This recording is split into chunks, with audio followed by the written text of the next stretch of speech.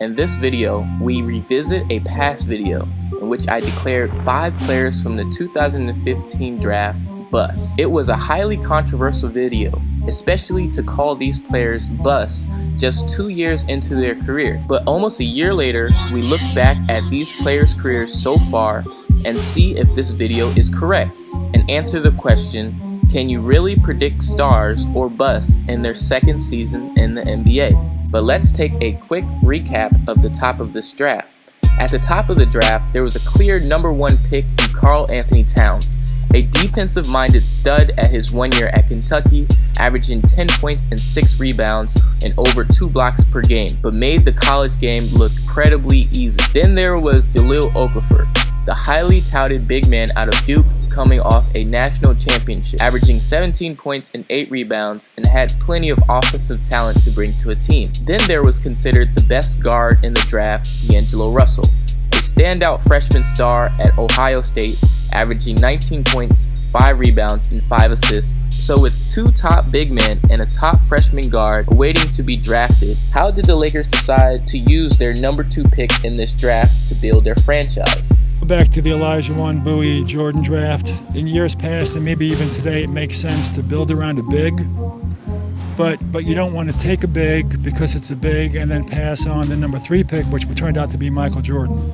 So we're going to look at the bigs, we want to look at the guards and see if there's a guard there that, despite being just a guard, you don't want to miss and pass on him because he's not a big. And as we all know, the Lakers would indeed draft D'Angelo Russell, where he would spend his 2 seasons before getting traded to the Nets in 2017. Jahlil Okafor would fall to the Sixers. While it would seem like Okafor was disinterested in the Sixers franchise, he performed on the court in his rookie season on a poor team. That is, until the 76ers' 3rd pick in the 2014 draft came back from injury and pushed Okafor's career to the back burner.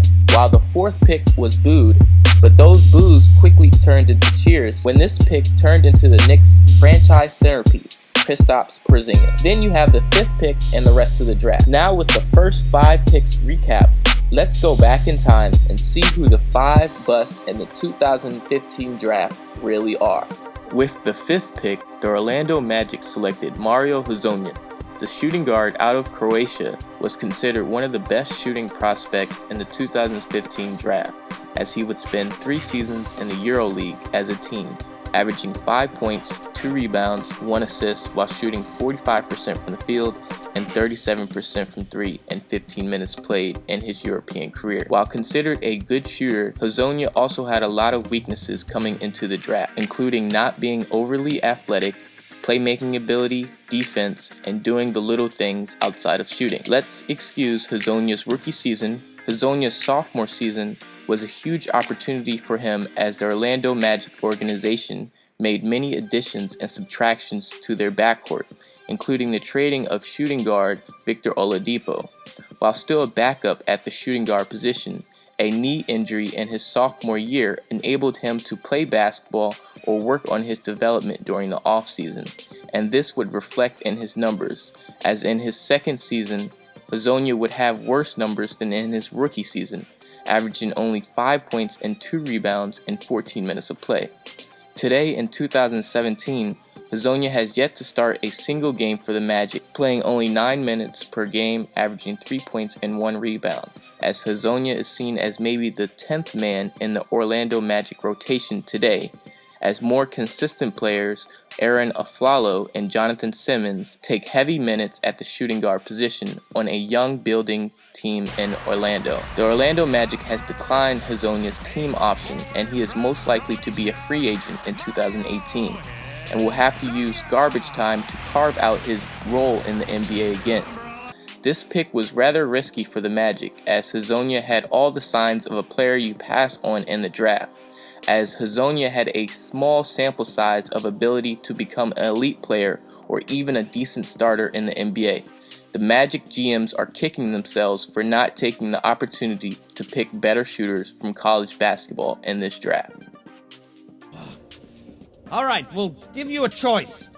You can either have Mario Hezonja or this horse. We'll take the horse. Willie Cauley Stein, Sacramento Kings. With the 6th pick, the Sacramento Kings selected the junior big man out of Kentucky, Willie Cauley Stein. Willie Cauley Stein had potential, but didn't develop quite as well as the other freshman big men that spent their time at Kentucky.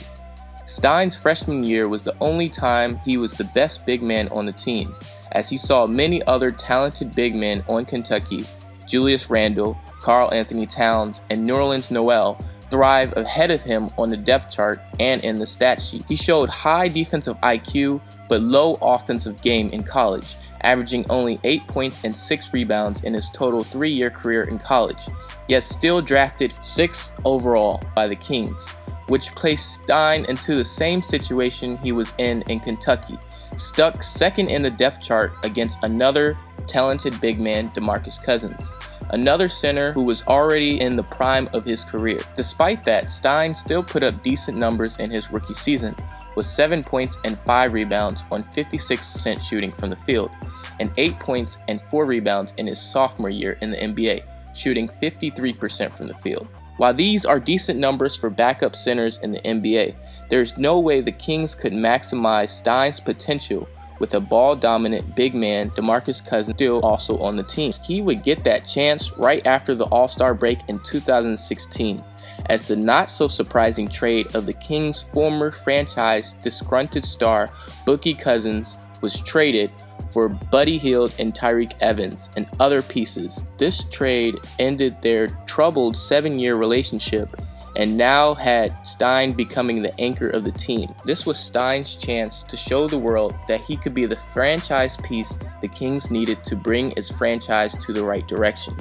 But that requires putting in the work during the offseason and preparation for the next season, which would be a pivotal moment for Stein's career. He would embrace the challenge set upon him, and from the get-go in the 2017 season, Stein showed that he was ready to embrace the challenge, putting up 21 points and 10 rebounds in this first game of the season and a loss to the Rockets. This game was just one of his 3 20-point games during this season, while averaging 50% from the field and 70% from the free throw line. While in 2017, Stein is averaging 10 points and 5 rebounds and is still not quite up to the top big men centers in the league today. The problem is still consistency, but has shown the potential to be a 20 and 10 guy in the NBA. Stein has always had that above rim game, but adding new things to his game during the offseason and consistently stepping out and hitting the 10 to 15 foot jumpers has Stein trending in the right direction. What made you so effective to get going the way you did? Just being free. There's not that thought in the back of your head like, oh damn, he's gonna take me out if I make a mistake, because at this point, you know, he's gonna have to put you back in. So, you know, you can really just play free, and in that event, you playing free, you know, you get to unlock things that people haven't seen and work, you know, show your work. Good things happen. With his work and mentorship with DeAndre Jordan, a former All-Star center whose pick-and-roll game with Chris Paul created a dangerous weapon for opponents to guard in the CP3 Clipper era. With a young core building in Sacramento, Stein could possibly be their leader and the franchise centerpiece to get them trending in the right direction. So with that said, taking his place as a bust on this list is Jahlil Okafor. At Karl Anthony Towns, Jahlil Okafor, they're the clear sort of number 1, number 2 in that order. But what makes teams a little uneasy about Okafor right now? Yeah, you look, Okafor was number 1 on our big board from July through about February, and then scouts started to have a couple of concerns, and the biggest one was about him on the defensive end. While clearly he's an elite player offensively, does he lack the quickness? Does he lack the athleticism to protect the rim, to go out and guard players on the perimeter? And you look at what's happening in the NBA and a lot of the changes, even with big men, and Okafor is a guy that 15 years ago, no brainer, he's the number 1 pick in the draft, but with new bigs like Karl Anthony Towns or even a guy like Chris Porzingis who can stretch the floor, NBA teams want more out of their big men than just being able to score in the post, and also a 51% free throw percentage. Along with his fighting incidents in Philly during his rookie season, I think we can make an exception for Okafor being on this list. After scoring 17 points and 7 rebounds, shooting 50% from the field and 48 starts his rookie season, by his sophomore season he would see a decline in his production to 11 points and 4 rebounds on 33 starts. By Okafor's third season, he would average 5 points and 4 rebounds on 0 games started this season. And with the emergence of the 76ers' third pick in the 2014 draft, Joel Embiid emerging from his 2-year hibernation to become the 76ers franchise piece, Okafor has been seen in recent weeks trying to move his way out of the 76ers organization. But what type of opportunities will he have on another team? And with his history of violence and poor defensive effort, he will find that he will be on a short leash on whatever team he plays for. Stanley Johnson, Detroit Pistons. Stanley Johnson was selected 8th by the Detroit Pistons from the University of Arizona. Johnson put up 13 points and 6 rebounds in his 1 year at Arizona. Johnson's high defensive IQ and strong body for the NBA made him a highly touted prospect for any NBA team, but his inconsistency shooting the ball and playmaking ability were some of his notable weaknesses coming into the NBA. During his rookie season, he averaged 8 points and 4 rebounds on 37% shooting from the field and 30% from 3 on just 6 starts. His sophomore season didn't look any better offensively, as he would score 4 points and 2 rebounds on 29% shooting from 3. Many times during his sophomore year, he fell deep into the depth chart and fell out of favor with coaching. So his third year, the 2016 offseason, was a big year for Johnson to show that he could bring an uptick in offense along with his great defense. Fans got a peek of his work during Drake's OVO Bounce basketball tournament, where the Stanimal would score 81 points. But would that work translate into the regular season? So far this year into the 2017-2018 season, Stanley Johnson is averaging 7 points, 1 assist, 3 rebounds, and almost 2 steals per game, starting the first 20 games of the season for the Pistons. He is normally featured in a lineup with Reggie Jackson at point guard, Avery Bradley at shooting guard, center Andre Drummond, and forward Tobias Harris. The Pistons' identity remains the same, a strong, rebounding, defensive team that creates hustle plays, and Stanley Johnson fits that, while sometimes guarding the opponent's best wing players. While his scoring averages aren't bad numbers, he is still scoring less than his rookie season and shooting 28% from 3. The drafting of Luke Kennard out of Duke in the 2017 draft, a shooter that could play both shooting guard and small forward, can take a bit of some of Johnson's minutes this season, as the Pistons need offense to keep pace with more high-scoring teams. This pick may not have been that bad, but if the Pistons wanted a defensive-minded wing project that could score secondary, they could have drafted Kelly Oubre Jr., the freshman out of Kansas who fell to 13th in the draft, and there was much debate between the two as scouts would question who would have the bigger upside in the NBA. In the lottery, I look at upside, and I think Kelly Oubre has the most upside of those two guys. I think he's bigger, he's certainly longer, has that 7'2" wingspan. I think he's a better athlete than Stanley Johnson. If he's gonna put in the work, then I think he's gonna be the best player of the two. If he doesn't, and there's questions about that, then he could also be a bust. Today, Kelly Oubre Jr. has only started 6 games for the Wizards this year, yet has put up 11 points and 5 rebounds with a steal a game, shooting 39% from 3, 10% higher than Johnson, while acquired later in the draft by the Washington Wizards.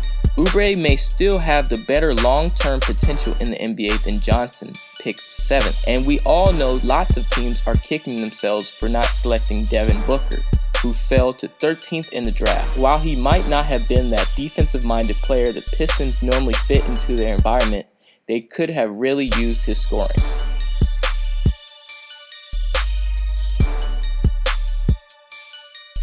That's probably true of a number of Kentucky players. Ding, ding, ding, ding.